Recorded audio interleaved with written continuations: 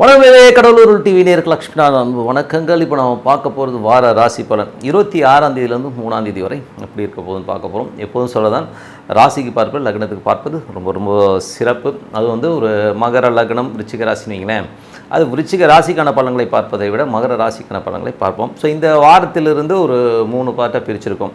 First வந்து பார்த்திங்கன்னா உங்களுக்கு பொது பலன்கள் மாதிரி ஜென்ரலாக இப்போ வந்து மற்றவங்களுக்கு எனக்கு ராசி லக்னம்லாம் தெரியாது, சாதாரண ஒரு ராசி பலனாக இருக்கும். அதுக்கப்புறம் தசா புத்திகள், உங்களுடைய என்ன தசா புத்தி அந்தரங்கள் இருக்கோ ஸோ அது பிரகாரம் ஒரு பலன்கள் வரும்.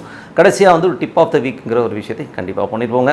ஸோ இந்த மாதிரி ஒரு 3 ஸ்லாட்டில் தான் இந்த விஷயங்கள் போகும். ஸோ கண்டிப்பாக வந்து எல்லோருமே பாருங்கள், மறக்காமல் வந்து டிப் ஆஃப் த வீக் இந்த வாட்டி கண்டிப்பாக பாருங்கள். மீனராசி, ஸோ மீனராசிக்கு வந்து எப்படி இருக்கும் அப்படின்னும்போது உங்களது ராசி அதிபதி குரு வந்து 2ல் இருக்கும்போது நல்ல வளர்ச்சி, நல்ல ஏற்றங்கள், தொழிலில் நல்ல ஒரு மென்மையான ஒரு நல்ல வளர்ச்சி கிடைப்பதற்கான வாய்ப்பு இருந்தாலும் குரு போகிறது வந்து பார்த்திங்கன்னா சுக்கிரனுடைய சாரத்தில் போகுதுங்க. ஸோ அப்போ வந்து ஒரு டென்ஷனும் இருக்கும் குடும்பத்துலேயும் சரி தொழிலும் சரி. நடைமுறையில் வந்து டே டு டே லைஃப்பில் வந்து ஒரு ஸ்ட்ரெஸ் இருப்பதற்கான வாய்ப்புகள் இருக்குது. ஆனால் இதனால் வருமானம் பெரிய வருமானம் கண்டிப்பாக வருங்க. ஏன்னா வந்து சுக்கிரன் 11 இருக்கும்போது அது 8ஆம் அதிபதி 11 இருக்கும்போது பெருத்த வருமானம், திடீர் அதிர்ஷ்டங்களை தருவதற்கான வாய்ப்புலாம் ரொம்ப நல்லா இருக்குது. ஸோ அது வந்து ரொம்ப நல்ல விஷயந்தான். மற்றபடி வந்து பார்த்திங்கன்னா 2ஆம் அதிபதி செவ்வாய் 11 இருக்கும்போது நல்ல வருமானங்கள், நல்ல ஏற்றங்கள் தருவதற்கான வாய்ப்புலாம் ரொம்ப நல்லா இருக்குது. சில பேருக்கு வந்து ஆன்மீக பயணங்கள் போவதற்கான வாய்ப்புலாம் ரொம்ப சிறப்பாக இருக்குது. 3 8ஆம் அதிபதியான சுக்கிரன் 11ல் இருக்கும்போது நல்ல ஒரு வளர்ச்சி, பூர்வீக சொத்துக்கள் வருவதற்கான வாய்ப்பு, நல்ல வருமானம் வருவதற்கான வாய்ப்பு ரொம்ப நல்லா இருக்குது. ஸோ மீன ராசிகளுக்கு வந்து ரொம்ப அதிர்ஷ்டகரமான ஒரு நாட்கள் தான். மற்றபடி வந்து 4ஆம் அதிபதி மற்றும் 7ஆம் அதிபதியான புதன் வந்து பார்த்திங்கன்னா உங்களுக்கு வந்து 12ல் இருக்கும்போது சில நேரங்கள் வந்து குழந்தைகள் தாயார் சம்மந்தமான விஷயத்துக்காக கொஞ்சம் செலவு பண்ணுறது, வீடு பராமரிப்பு வேலைகள், வண்டி வாகனம் செலவினங்கள் கொஞ்சம் இருக்கிறதுக்கான வாய்ப்புகள் நிறைய இருக்கும். ஸோ மனைவியோடு வந்து பார்த்திங்கன்னா சார்ந்த தோஷம் சுத்த போய் அதில் சின்னதாக செலவு பண்ணுறதுக்கான வாய்ப்புகள் இருக்கும். ஸோ அதெல்லாம் ஒன்றும் பெரிய தப்பு இல்லைன்னு வச்சுக்கோமே, எல்லாமே வந்து ரொம்ப சிறப்பான விஷயங்கள் தான். அதுக்கப்புறம் பார்க்கும்போது உங்களது 5ஆம் அதிபதி, ஸோ 5ஆம் அதிபதியான சந்திரன், 5ஆம் அதிபதியான சந்திரன் வந்து ரொம்ப சிறப்பான பலன்களை கொடுக்குறார். ஸோ இதில் வந்து பார்த்திங்கன்னா ஒரு புதன் வியாழனில் மட்டும் ஒரு சின்னதாக ஸ்ட்ரெஸ் வருவதற்கான வாய்ப்புகளும் அந்த காலகட்டத்தில் மட்டும் கொஞ்சம் பார்த்து நடந்துக்கணும். குழந்தைகள் சம்மந்தமான விஷயம் சின்னதாக ஒரு ஸ்ட்ரெஸ் அந்த டைமில் வரும் புதன் வியாழனில். அதுக்கப்புறம் பார்க்கும்போது உங்களுக்கு 6ஆம் அதிபதி சூரியன், ஸோ 6ஆம் அதிபதி சூரியன் வந்து 12ல் இருக்கும்போது நிறைய வளர்ச்சிகள், புதுசாக வந்து ஒரு வேலையில் வந்து புதிய மாற்றங்கள் சில பேருக்கு வரும். சில பேர் வீடு வேலை சேஞ்ச் பண்ணலாமாங்கிற எண்ணங்களும் நிறைய பேருக்கு தோணும்.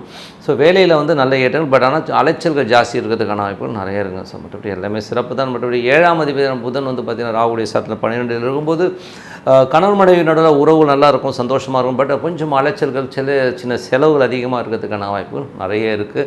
8ஆம் அதிபதியான சுக்கிரன் வந்து 11ல் இருக்கும்போது நல்ல ஒரு விபரீத ராஜயோகங்களை தருவதற்கான வாய்ப்பு, நல்ல ஒரு திடீர் அதிர்ஷ்டங்கள் வருவதற்கான வாய்ப்பு ரொம்ப சிறப்பாக இருக்குது. அது ஒரு நல்ல விஷயங்கள் தான். அதுக்கப்புறம் 9ஆம் அதிபதியான செவ்வாயும் 11ல் இருக்கும்போது தந்தை சார்ந்த உறவுகளால் வந்து நல்ல லாபங்கள், நல்ல ஏற்றங்கள், வெளிநாட்டில் இருக்கணும் ஒரு பெருத்த வருமானங்கள் வருவது, பெரிய லாபங்கள் வருவதற்கான வாய்ப்புலாம் நிறைய இருக்கும். ஆனால் வேலை பளுக்கள் கொஞ்சம் அதிகமாக இருக்கும். ஸோ தொழிலும் வந்து பார்த்திங்கன்னா கொஞ்சம் பளுக்கள் அதிகமாக இருக்கும், கொஞ்சம் ஜாக்கிரதையாக இருக்கும், கொஞ்சம் வந்து ஸ்ட்ரெஸ் கொஞ்சம் வருவதற்கான வாய்ப்புகள் நிறைய இருக்குது. 11ஆம் அதிபதி வந்து 2ல் இருந்து அதுவும் விபரீதமாக நல்ல பெரிய பணம் வருவதற்கான வாய்ப்புகள் நல்லா இருக்குது. யாருக்கெல்லாம் வந்து பார்த்திங்கன்னா இந்த ஒரு குரு சம்மந்தப்படுதோ ஸோ அவங்களுக்குலாம் வந்து பெரிய வருமானங்கள், நல்ல லாபங்கள் வருவதற்கான வாய்ப்புலாம் ரொம்ப நல்லா இருக்குது. 11ஆம் அதிபதி 12ல் இருக்கும்போது நண்பர்களுக்காக கொஞ்சம் செலவு பண்ணுவீங்க. ஸோ நண்பர்கள் கொஞ்சம் தேடி வருவாங்க, அவங்களுக்காக கொஞ்சம் செலவு பண்ணுறதுக்கான வாய்ப்புலாம் நிறைய இருக்குது. ஸோ எல்லாமே சிறப்பு தாங்க. இப்போது நம்ம தசா புத்தி பலன்கள் எப்படி இருக்குன்னு பார்ப்போம். மீன லக்னம், ஸோ மீன லக்னத்துக்கு 6ஆம் அதிபதியான சூரியன் 12ல் இருக்கும்போது வேலை சம்பந்தமான விஷயங்களில் வந்து சில பேருக்கு நிறைய அலைச்சல்கள் இருக்கும். சில பேருக்கு வந்து கடன்கள் கேட்டிருப்பீங்க. ஸோ கடன்களுக்காக புதிய ப்ராஜெக்ட் சப்மிட் பண்ணுறதோ, புதுசாக கடனுக்காக கொஞ்சம் அலைச்சல் இருந்தாலும் கடன் கிடைக்கிறதுக்கான வாய்ப்பு ரொம்ப சிறப்பாக இருக்குது. அது ரொம்ப நல்ல விஷயந்தான். வேலை இல்லாதவர்களுக்கு வேலை கிடைக்குமா, வேலை கிடைக்கும். பட் வேலையில் வந்து நிறைய அலைச்சல்கள் இருக்கும், கொஞ்சம் வந்து டிஸ்கம்ஃபர்ட்டாக ஃபீல் பண்ணுவீங்கிறது தான் உண்மையான விஷயம். அதுக்கப்புறம் வந்து பார்த்திங்கன்னா யாருக்கு மீன லக்னம் சந்திர தசாபுத்தி அந்தரம் நடக்கிறவங்களுக்கு எப்படி இருக்குன்னு பார்ப்போம். ஸோ இதில் வந்து பார்த்திங்கன்னா மீன லக்னம் சந்திர தசம்னா 5ஆம் அதிபதியுடைய திசை. ஸோ இதில் வந்து பார்த்திங்கன்னா உங்களுக்கு வந்து வெறும் அந்த புதன் வியாழனில் மட்டும் கொஞ்சம் வந்து ஸ்ட்ரெஸ் டென்ஷன் இருக்கும். அன்றைக்கி ஏதாவது முக்கியமான வேலை பண்ணுற மாதிரி இருந்ததுன்னா அன்றைக்கி வந்து அந்த உப்பு கரைசலையும் சக்கரை தண்ணியை வந்து கொஞ்சம் குடிச்சிட்டே வாங்க. ஸோ எல்லாமே சிறப்பாக நடக்குங்க. ஸோ அதுதான் ஒரு சின்ன ஸ்ட்ரெஸ் இருக்கும். அதுக்கப்புறம் மீன லக்னம் செவ்வாய் தசாபுத்தி அந்தரம் நடக்கிறவங்களுக்கு எப்படி இருக்கணும், பெருத்த லாபங்களை அள்ளி தருவதற்கான வாய்ப்பு, வெளிநாட்டில் இருக்கிறவங்களுக்கு குடும்பத்திலும் சரி பெரிய லாபங்கள், பெரிய வருமானங்கள் வருவதற்கான வாய்ப்பு ரொம்ப நல்லா இருக்குது. இதில் வந்து பார்த்தீங்கன்னா செவ்வாய் வந்து உங்களுக்கு வந்து சந்திரனுடைய சாரத்தில் போகும்போது பூர்வீக சொத்துக்கள் சம்மந்தமான விஷயங்கள், பெரிய லாபங்கள், குழந்தைகளால் வந்து ஒரு நல்ல சந்தோஷங்கள், குதூகலங்கள், சுப நிகழ்ச்சி இதெல்லாமே ரொம்ப சிறப்பாக இருக்கும். ஸோ ரொம்ப சந்தோஷமாக குதூகலமாக இருக்கிறதுக்கான வாய்ப்புலாம் ரொம்ப நல்லா இருக்குது. மீன லக்னமாக வந்து ராகு தசா புத்தி அந்தரம் நடக்கிறவங்க எப்படி இருக்கும்போது உங்களுக்கு வந்து மீன லக்னத்திலே வந்து ராகு இருக்கும்போது, அதுவும் 4 அதிபதி வந்து பார்த்தீங்கன்னா 12 இருக்கும்போது தந்தை மற்றும் தாயார் மற்றும் மனைவி சம்மந்தமான விஷயங்களுக்காக நிறைய செலவு பண்ணுறதுக்கான வாய்ப்பு இருக்குது. ஸோ சின்ன சின்ன செலவுகள் கண்டிப்பாக இருக்கும். மற்றபடி சில பேர் வந்து பிரயாணம் மேற்கொள்வதற்கான வாய்ப்புகளும் இருக்கும். ஸோ கொஞ்சம் வெளியூர் போகிற பிரயாணங்கள் மேற்கொள்வதற்கான வாய்ப்பும் நிறைய இருக்கும். ஸோ அதுதான் அது, மற்றபடி ஒரு பெரிய ப்ராப்ளம் இல்லை. அதுக்கப்புறம் பார்க்கும்போது உங்களுக்கு மீன லக்னம் குரு தசா புத்தி அந்தரம் நடக்கிறவங்க எப்படி இருக்கணும்போது சிறப்பான விஷயங்கள், நல்ல ஒரு பெரும் பணம் வருவதற்கான வாய்ப்பும், தொழில் பார்த்தீங்கன்னா திடீர் வெற்றிகள், திடீர் பண வரவுகள் எல்லாமே அற்புதமாக இருக்கும். காரணம் என்னென்னா 2 குரு, மற்றபடி வந்து 10ஆம் அதிபதி வந்து அது குரு சுக்கிரனுடைய சாரத்தில் போய் சுக்கிரன் 11 இருக்கும்போது பெரும் பணத்தை அள்ளித்தரும், பெரும் திடீர் அதிர்ஷ்டங்கள் வருவதற்கான வாய்ப்புலாம் இருக்குது. ஸோ யாருக்கெல்லாம் வந்து மீன லக்னம் குரு தசா புத்தி அந்தரம் ஒரு பெரிய பணம் வருவதற்கான வாய்ப்புலாம் ரொம்ப சிறப்பாக இருக்குங்க. ஸோ அது நல்ல விஷயந்தான். அதுக்கப்புறம் வந்து மீன லக்னம் சனி தசா புத்தி அந்தரங்கள் எப்படி இருக்கும் அப்படின்னும்போது, சனி வந்து பார்த்திங்கன்னா உங்களுக்கு 12 ராகுடைய கொஞ்சம் செலவுகள் அதிகமாக இருக்கும். பெரிய செலவுகள், நண்பர்களுக்காக செலவுகள், கொஞ்சம் குடும்பம் சார்ந்த விஷயங்கள், நமக்காகவே வந்து கொஞ்சம் நிறைய செலவு பண்ணுற மாதிரியான விஷயங்கள் கொண்டு இருக்கும். மற்றபடி வந்து பார்த்திங்கன்னா வளர்ச்சி இருக்கும். பட் இருந்தாலும் வந்து செலவுகளை கண்ட்ரோல் பண்ண முடியாத ஒரு ஃபீல் கண்டிப்பாக இருக்கும். சில பேர் நிறைய பிரயாணங்கள் மேற்கொள்வதற்கான வாய்ப்பும் நிறைய இருக்குங்க. ஸோ அதுக்கப்புறம் மீன லக்னம் புதன் தசா புத்தி அந்தரங்கள் எப்படி இருக்கணும்போது, புதன் வந்து 12 4 அதிபதி கொஞ்சம் தாயார் சார்ந்த விஷயங்கள், அம்மா சம்மந்தமான விஷயங்கள்லாம் வந்து நிறைய செலவுகள் ஏற்படுவதற்கான வாய்ப்புகள் கொஞ்சம் பார்த்து நடந்துக்கணும். அதுக்கப்புறம் பார்க்கும்போது ஒன்றும் பெரிய ப்ராப்ளம் சொல்கிற மாதிரியான விஷயங்கள் ஒன்றுமே கிடையாது. கொஞ்சம் செலவு தான் ஜாஸ்தி இருக்கும்.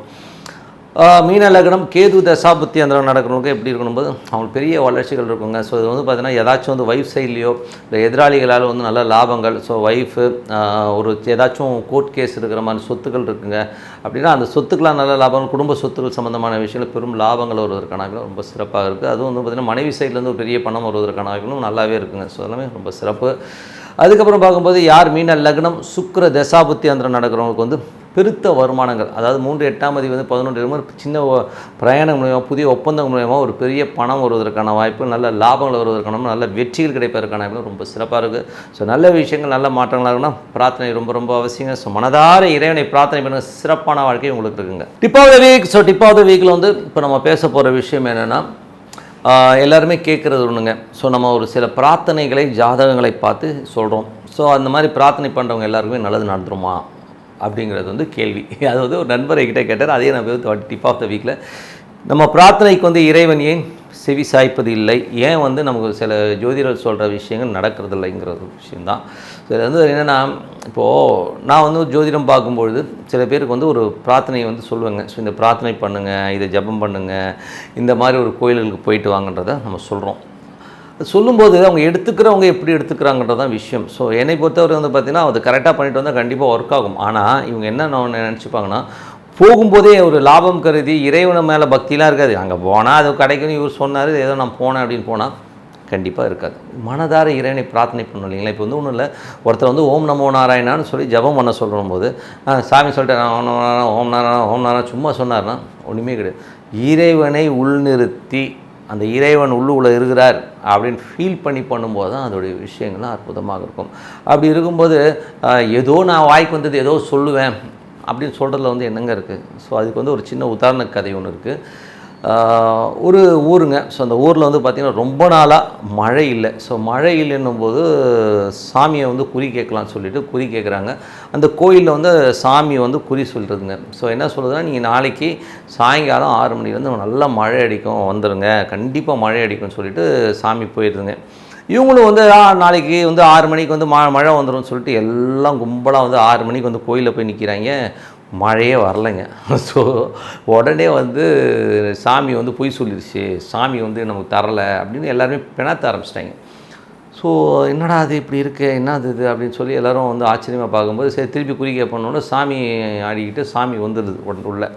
சாமி ஆடும்போது கேட்குறாங்க, என்ன சாமி நேற்று வந்து வரும்னு சொன்னியா இப்போ வரலையேன்னும் போது அப்போ சாமி சொல்லிச்சான், எத்தனை பேர் என்னை நம்பினீங்கடா, நான் வந்து மழை வரும்னு சொன்னேன், இதில் வந்தவன் ஊர் மக்களில் எவன்ட்டையாச்சும் கொடை இருக்கா, எவனும் வந்து என்னை நம்பலை, மழை வரணும் நீ நம்பலை, இந்த கூட்டத்துலேயே வந்து ஒரே ஒரு குட்டி பையன் மட்டும்தான் ஒரு கொடையை கொண்டாந்தான், மற்றவங்களாம் வந்து கை வீசிட்டு வந்து என்னத்த நடக்குது பார்க்கலாம் மழை பெய்தா பார்க்கலாம். ஒரு நம்பிக்கை இல்லாதவனுக்குலாம் எதுக்கு மழைன்னு கேட்டுச்சுன்னா சாமி. அதனால் ஒரு நம்பிக்கைங்க, ஒரு விஷயத்தை வந்து ஒரு 100ல் 300%, 500%, 1000% நம்பிக்கையோட நம்ம வந்து பிரார்த்தனை பண்ணாத. இப்போ ஆவாகம் பண்ணுறாங்க, ஓமம் வளர்க்குறாங்க இல்லையா? ஓமம் வளர்த்து எதுக்கு ஓமம் வளர்க்குறாங்க?